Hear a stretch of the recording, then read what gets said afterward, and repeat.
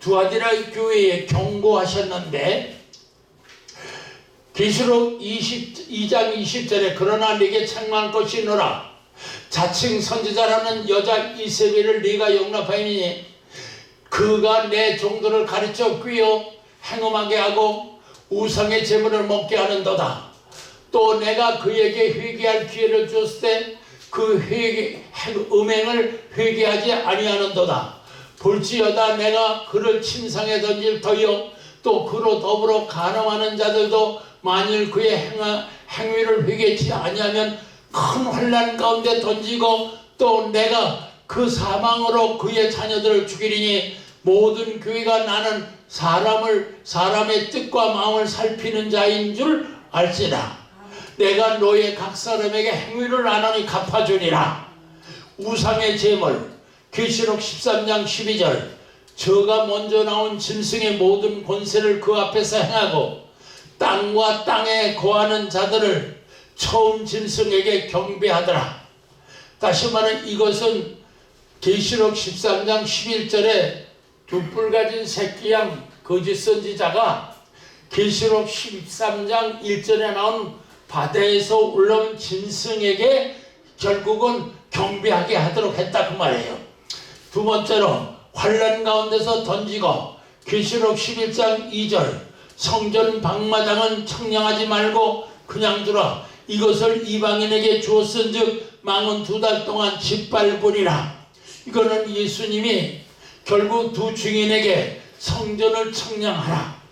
그리고 성전 안에 있는 자는 그냥 두고 성전 방마당자를 청량하되 방마당을 밟는 자는 그냥 둬라. 이방인에게 짓밟도록 망은 2달 동안 짓밟도록 놔둬라. 그러니까 후 3년 반에 완전히 그들은 심판을 받는 거죠.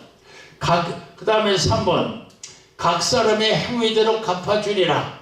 계시록 18장 6절 그가 준 그대로 그에게 주고 그의 행위대로 갑절을 갚아주고 그의 섞은 잔에도 갑절이나 섞어 그에게 주라. 즉 계시록 13장 후 3년 반 망은 2달 동안에 성도들과 싸워 이기고 그 소위 바다에서 올라온 짐승과 두 뿔 가진 새끼양 이 쉽게 말하면 이들에게 갑절로 환난 때에 그들이 교회를 핍박하고 성도들을 괴롭힌 그 갑절로 그 보응을 갚아주리라. 그런 뜻인 거예요. 그럼 두아디라 교회에 이기는 자의 약속입니다. 두아디라 교회에 이기는 자의 약속. 계시록 2장 26절 28절에 보니까 이기는 자와 끝까지 내 일을 지키는 그에게 만국을 다스리는 권세를 주리니 그가 철장을 가지고 너희를 다스려 질그릇 깨트리는 것 같이 하리라. 나도 아버지께 받은 것이 그러하니라. 내가 또 그에게 새벽별을 주리라. 그래서 첫째로 만국을 다스리는 권세를 계시록 12장 5절에 보니까 여자가 아들을 낳으니 이는 장차 철장으로 만국을 다스릴 자라. 그 아이를 하나님 앞과 그 보좌 앞으로 하늘로 올라가니까 들려 올라가는 자예요. 휴거받을 자예요.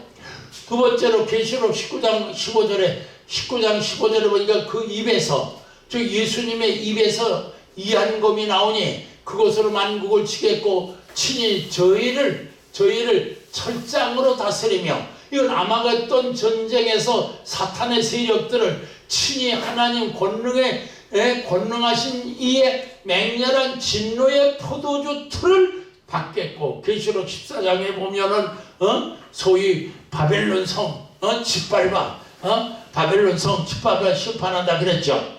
그러면 두 번째로 새벽별을 주리라. 계시록 22장 16절에 나 예수는 교회들을 위하여 내 사자를 보내 이것들을 증거하게 하였노라. 나는 다윗의 뿌리여 자손이니 곧 광명한 새벽별이라. 이세벨의 미혹에서 이기고 우상 숭배하지 아니하면 대환란 시기에 비해 새벽별처럼 광야 교회를 인도하고 휴거에 참여하고 또 예수님이 지상 강림하실 때에 함께 철장 권세를 가지고 지상 강림에서 아마겟돈 전쟁에서 사탄의 세력들을 심판하는 것이다. 이세벨에 대한 연구입니다. 역사적 이세벨의 모형으로 계시하시면 종말시대 현대판 이세벨이 나타날 것을 상징적 예고하십니다. 신학적 측면에서 본다면 현대판 이세벨은 누구냐? 포스트 모던, 다원주의, 퓨전주의 신학에 대한 그 연구가 필요하다 그 말이에요. 두 번째로는 신비주의적 측면에서 현대판 이세벨의 활동을 생각해 본다면 자기 체험주의, 이적과 신비 사상, 바알, 샤머니즘, 즉 미신주의, 무속적 범신론주의, 혼합주의 신앙에 대해서 한번 연구를 해보자 그 말이에요. 그 다음에 세 번째는 이단적 측면에서 현대판 이세벨의 활동을 살펴본다면 기독교 사입이 거짓, 즉 비진리 신앙, 인본주의, 기복주의 신앙, 특히 기독교의 유사종교, 샤머니즘을 경계하고 진리를 분별해야 한다. 사이비 이단의 특징은 기독교의 구원관의 부재에서 시작된다. 이단자들의 출현은 어디서부터 시작되느냐면 기독교 구원관의 소위 부재, 몰라서. 그러니까 서울 가는 길이 어쩌기로 가는 길이야 하고 이 길이 맞다 그러면 가면 되는데 이 길을 모르니까 이리 갈까 저리 갈까 방황하다가 결국 자기들 나름대로 그 교리를 만들어 가지고 이단자들의, 그래서 통일교회 원리강론이나 소위 여기 신천지 보혜사나 이렇게 자기들이 이제 만들어 가지고선 그걸 가지고선 결국은 교회를 쉽게 말하면 교파를 하나 만드는 것이 바로 교주들이라는 이야기인 거지요. 그러면 여기 십자가의 위기라는 말은 교회가 위기를 맞이했다. 지금 시대에. 그래서 현대판 신학의 바람, 즉 민중신학, 해방신학, 죽음신학, 족가신학, 다원주의 신학, 포스트 모더니즘 신학, 통일신학, 영성신학, 치유신학, 귀신신학, 퓨전신학, 동양철학, 서양철학의 충돌, 자유주의 신학, 이거 지금 새로 다시 말하면 제가 볼 때에 요한계시록이 딱 막혀놓으니까는 그 갈 길을 모르고 이렇게 방황하는 것이다. 현대신학이라는 것이. 그 다음에 가서 이쪽에 보니까 이건 거짓 선지자의 미역인데 거짓 선지자들의 미역, 자칭 하나님, 자칭 재림주, 사이비 기독교, 시한부 종말론, 이긴 자, 인치는 자, 우레의 아들, 거짓 증인들, 어린종, 장막성전, 백마탄자, 신천지, 생수 주는 자, 이당전. 어쨌든 내가 인터넷을 보니까 208명이라는 명단이 들어있더라고요. 이 사람들이 쉽게 말하면 우리 기독교에서 이단이르다, 쉽게 말하면 그 사람들도 나름대로 또 이렇게 이제 연구를 했겠지요. 다는 모르겠으나 어쨌든 간에 208명이 명단에 들어있다 이 말이에요. 그래 얼마나 복잡하겠어요. 솔직한 말로 지금 안개가 적진 이런 길을 지금 자동차를 타고 달리면은 뭐 어떻게 되겠어요? 끝나는 거지. 그래서 결국 요건 십자가인데 요 십자가는 뭐냐면 계시록 3장 12절에 이기는 자는 내 하나님 성전에 기둥이 되게 하리라. 그랬기 때문에 지금은 교회가 이 7교회 보낸 편지 내용이 즉 말씀 중심, 이단 조심, 인내 신앙을 가져야 이 3대 쉽게 말하면 내용을 알아야 된다. 그래서 우리 여기 십자가를 비슷하게 이렇게 끊었는데 이쪽은 바람은 불어요. 현대신학 바람은 자꾸 불어. 그런데다 이쪽에서 또 거짓 선지자들이 자각 끌어. 그러니 교회가 그냥 어떻게 쉽게 말하면 서 있을 수가 없다는 거예요. 그러니까 그만큼 지금 아주 중요한 시대라 그거예요. 그래서 교회, 한국 교회 위기, 여기서 보면은 일본의 급성장하는 과정에서 질보다 양에 치우친 결과 말씀보다 영적 신비에 치우친 면이 없지 않았다. 그러므로 성령을 가장한 신비주의를 모방해서 결국은 이단들이 활동한다. 두 번째로 복음은 시대에 따라 발전되어야 하지만 진리는 변하여서는 안 된다. 그러나 복음의 본질이 변질되어 가고 있다. 복음에는 3대 요소가 있다. 예수님의 지상명령, 복음 전파, 예수님의 치유명령, 영적 신앙, 그 다음에 3번 예수님의 천상명령, 재림신앙.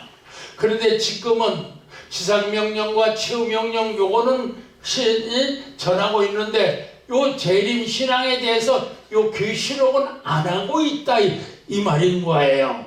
기독교 신앙은 현실적이며 또한 미래적이다. 그러나 일부 현실주의 신앙에 치우치다 보니 미래적 신앙에 소홀함이 있어 결국 기형적 신앙이 되었다. 그러므로 정말 신앙의 확산이나 정립이 부족하여 기독교 신앙의 핵심이 변질되어 가고 있는 것이 사실이며 이로 인하여 여러 가지 문제들이 나타나고 있다. 나무는 뿌리도 좋고 줄기도 좋아야 열매가 잘 맺듯이 복음의 3대 요소, 즉 복음의 3대 요소, 지상명령, 치유명령, 천상명령, 이것이 균형 있게 이루어질 때에 비로소 인격적 신앙이 성숙하게 된다. 그런데 지금 그래서 여기 도표에 보면 요거를 이름을 팔복산의 교훈이다 이렇게 이름을 진 거예요. 그러면 여기서 요쪽 신은 진리의 신앙의 바른 길, 요쪽 부분은 신앙의 곁길, 비진리 신앙을 말하고 있는 거예요. 그래서 요것이 쉽게 말하면 우리가 어떻게 어떻게 구원을 받느냐 그러고 했을 때 여기가 어디냐면 요거는 소위 우리가 성경에 보니까 예정론도 있고 탁정론도 있죠. 그러니까 예정론은 요거 하나님이 예정해 놓으신 길을 요걸 예정론이라고 하고, 특정은 여기서 내가 섰다면 악한 길로 가면은 심판의 불에 들어가고, 발람의 길 넓은 길로 가면 세상 길로 빠지고, 좁은 길로 여기 들어가면 여기 좁은 길인데 좁은 길로 십자가 길로 가는 거죠. 그러면 여기서 이 처녀가 지금 이 좁은 길로 들어갔는데 어떻게 그러면 여기 주님 재림하시는 그때까지 올라가느냐 그러면 여기 보면 요 감정주의적 신앙, 처음에 교회 오면은 초신자는 감정주의 신앙. 그러나 감정주의 신앙 때문에 우리가 교회 오는 것이 아니라 우리가 교회 오는 것은 죄의 자각을 깨닫고 죄를 처치하고 사함받기 위해서 오는 거거든요. 두 번째는 미신주의적 신앙이 되기 쉬운데 우리가 교회에 오는 것은 자복하고 회개하는 거예요.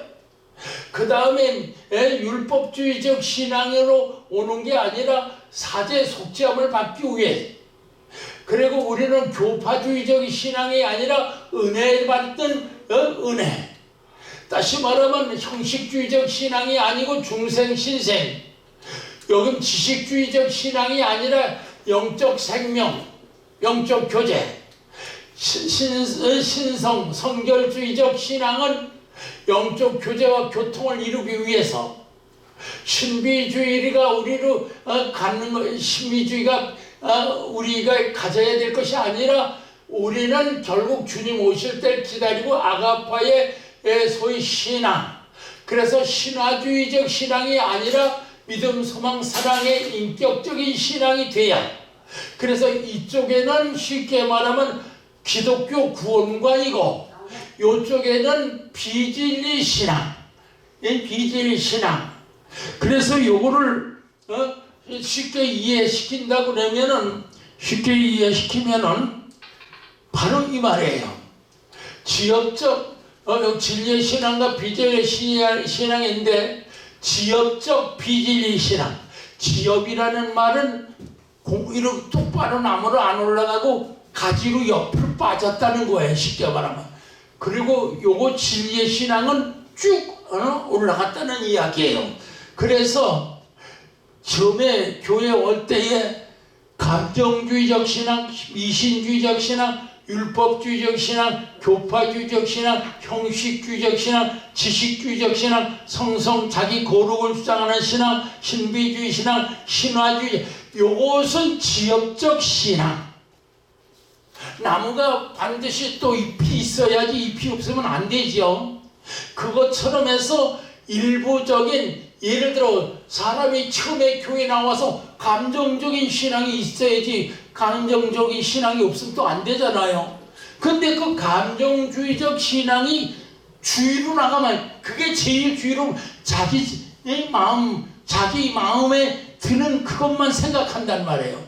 그런데 사실은 진리의 신앙에 보면 죄의 자각, 죄의 처치, 회개 자복, 총회 자복, 사제 속죄, 세사함, 은혜 신앙, 십자가의 감사, 신생 중생 거듭남, 영적 생명, 성령의 인도하심, 영적 교제, 계시적 교통, 아가페의 신앙, 성화에 이르는 신앙, 재림의 대망, 신부단장 준비. 그러니까는 여기서 우리가 중요한 건 이렇게 한마디로 말하면 여기에 이렇게 진리의 신앙이 있다면 반드시 비진리의 신앙이 있는데, 그 비진리의 신앙은 감정주의적 신앙, 미신주의적, 율법주의적, 교파주의적, 형식주의적, 주지주의적, 신성주의적, 성교주의적, 신비주의적, 신화주의적, 이렇게 잘못 헛발디되면은 이단에 빠진다는 거지요. 그러니까 우리가 기독교라고 하는 건, 이것은 제가 여기 이제 내용을 자세히 해놨는데 이건 목사님들이 반드시 알아야. 예를 들어 의사가 환자가 가서 진찰할 때에 열이 나면 이게 왜 열이 나는지, 감기를 들였는지 아니면 다른 데가 문제가 생겼는지, 그걸 진찰해야 대처해서 쉽게 말하면 주사 주든지 투약할 거 아니에요. 그러니까 어떤 A라고 하는 신자가 교회에 왔을 때 목사님이 딱 보고 와서 이걸 분별해야 된단 말이에요. 이걸 못하면 이단에게 끌려가고 미혹돼가고 사기당하고, 그 다음에 나중에 죽도록 일해도 목사님이 나중에 좋은 말 한다는 거죠. 그래서 이건 아주 굉장히 중요한 건데, 요거는 이제 나중에 혹시 다시 다른 시간에 한번 다시금 이렇게 정리하도록 해야 되겠습니다. 그래서 바로 이겁니다. 여기 보면은 비진리 신앙이 여기 1번부터 여기 10번이 있어요. 그래서 이렇게 신앙 출발을 시작하면은 이러한 비진리 지역적 신앙을 제쳐놓고 진리의 신앙, 내가 곧 길이요 진리요 생명이니 나로 말미암지 않고는 아버지께로 갈 자가 없다고 이를 쭉 가야지. 만약에 여기에 빠져서 이렇게 난다 그러면 이단으로 결국은 빠진다는 거예요. 그래서 결국 신앙의 격길, 신앙의 격길, 진리에는 항상 비진리가 정립되게 마련이다. 그러나 나무는 상순이 똑바로 자라나야 한다. 격가지로 자라나면 좋은 제목이 될 수 없듯이, 그러므로 진리의 신앙에서 지역적, 가지는 말이야 가지 짓자, 지역적 비진리 신앙으로 떨어지면 안 된다. 감정주의 신앙, 감정에 치우치게 되는 어린아이 같은 신앙, 미신주의적 신앙, 자기 소원 성취 이기주의적 신앙, 율법주의적 신앙, 인간의 공로를 앞세우는 우상 숭배 신앙, 교파주의적 신앙, 행위보다 교단 소속 예배 참석을 만족으로 하는 신앙, 형식주의적 신앙, 생명이 없는 형식적으로 습관적으로 왔다 갔다 하는 신앙, 주시주의적 신앙, 지식적이죠. 믿는 것이 아니고 머리로 아는 지식, 성결주의적 신앙, 자기 자신이 거룩함을 주장하는 신앙, 신비주의적 신앙, 신비에 도취된 범신론적 체험주의 신앙, 신화주의적 신앙, 사단의 오묘에 빠져서 자기가 신이 되려는 그래서 하나님 되고 재림주가 된다는 거 아니에요? 그래서 21세기 신앙의 흐름을 보면 귀신이 판을 치는 바벨론 계시록 18장 2절에 있는 귀신의 처소, 더러운 영의 모임, 가드랑 새들이 모이는 곳, 이게 바벨론이라는 말이에요. 쉽게 말하면 저희가 여기서 하는 거는 기독교 실천신학에서 목사님들이 대해야 될 그런 내용, 그래서 정말 일곱교회 편지는 하늘 가는 길이나 에베소에는 첫사랑이에요. 다른 데 이런 이야기 안 해줘. 서만학교회는 증인으로서의 사명, 버가목교회는 발람과 니골라당 즉 하늘 가는 길, 그 다음에 오늘 두아디라교회에서는 한마디로 말하면은 비질신앙에 빠지게 되는 원인과 이유, 내용 이런 것을 여기 해놨습니다. 이건 아마 쉽게 말해 우리 대한민국에 최고의 신학교가 있다면 아마 나중에 우리 목사님들이 거기 가서 설명해 줘야 될 내용인 겁니다. 이제 다른 데는 없습니다. 그러니까는 아주 이건 중요한 거예요. 그래서 우리 이경 목사님이 혹시 신학교 그 목사들을 할 때에는 요 내용 같은 거를 좀 다른 데는 없으니까 다른 데는 그래서 제가 최고의 지도자라는 말을 여기다 붙이는 거 자신 있게 이런 데서는 제가 말씀을 드리는 겁니다.